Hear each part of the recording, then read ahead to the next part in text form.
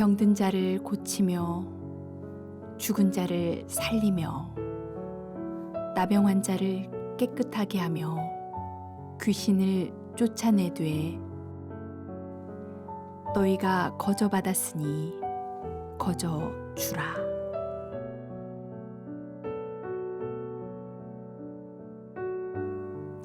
사람들은 우리 대한민국의 놀라운 점을 세 가지 꼽습니다. 첫째, 문맹률이 1%도 안 되는 유일한 나라이고요. 둘째, 전 세계에서 IQ가 제일 높은 나라입니다. 평균이 무려 106이랍니다. 그리고 또 한 가지, 세계 모든 나라가 존경하는 일본을 무시하는 유일한 나라라고 합니다. 그런데 이보다 더 놀라운 것은 우리나라 사람들이 그렇게 행복한 삶을 살고 있지 않다는 것입니다. 2022년 OECD 38개국 가운데 대한민국의 행복지수는 36위, 최하위입니다. 주거, 직장, 교육, 건강, 안전, 또 일과 휴식의 균형, 이 모든 항목에서 모두 괜찮아요. 그런데 가장 낮은 것이 공동체라는 항목입니다. 타인을 도운 일이 있는가, 봉사활동을 하고 있는가, 이것을 묻는데 몇 프로 되지 않습니다. 자, 여기에 비밀이 숨겨져 있습니다. 다른 사람을 위하여 선행을 하거나 주지 않는 것 때문에 행복이 없는 것입니다. 소유하는 데서는 행복을 찾을 수 없습니다. 사람의 마음은 한없이 크기 때문에 그 큰 사람의 마음을 채울 수 있는 것은 세상에 아무것도 없습니다.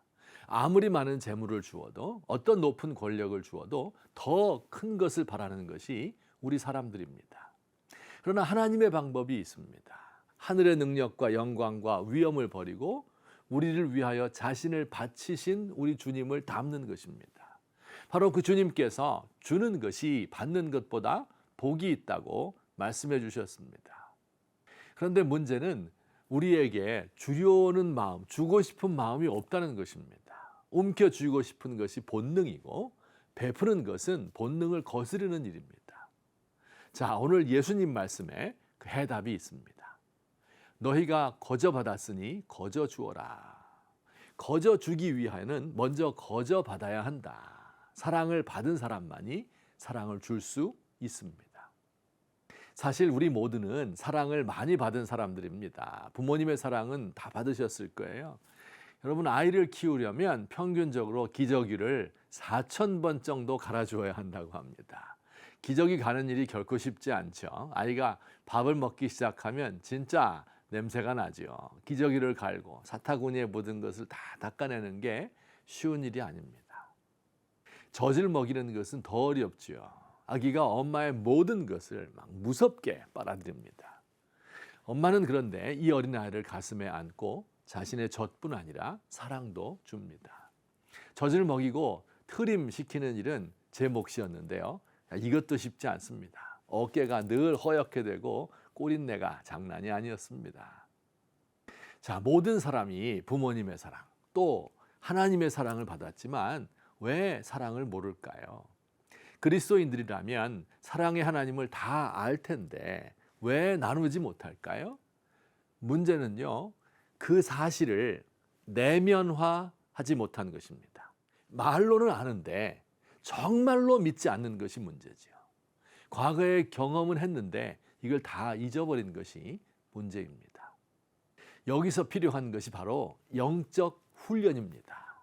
내가 알고 가르치는 내용이 바로 나의 내면 세계, 나의 삶을 지배하도록 하는 것입니다. 골방에 들어가서 은밀하게 하나님을 만나는 것이지요. 죄인이었던 나를 살리고 경건치 않은 나를 경건하다고 하신 거저 주신 그 은혜와 사랑을 깊이 다시 생각하는 것입니다. 젖먹이가 엄마의 품을 사모하는 것처럼 하나님을 찾고 그 안에서 풍성함을 누리는 것입니다. 만일 오늘날 그리스도인과 지도자들이 이런 경건의 기쁨을 날마다 맛보아 안다면 세속이 주는 쾌락을 하찮게 여길 것입니다. 매일 아침 십자가를 묵상하며 감사의 제사를 드린다면 다른 사람들에게 중요한 사람으로 인정받는 것에 목숨 걸지는 않을 것입니다. 하나님의 말씀을 깨달았을 때 그 풍성한 감격을 매일 기억하고 이것을 반복한다면 만나는 사람들에게 그 감격을 흘려보내고 싶을 것입니다. 예수님께서 가신 좁은 길을 기쁨으로 걷기로 결심하였던 청년 시절의 결심을 매일 되새긴다면 죄악의 낙을 즐거워하지 않을 것입니다.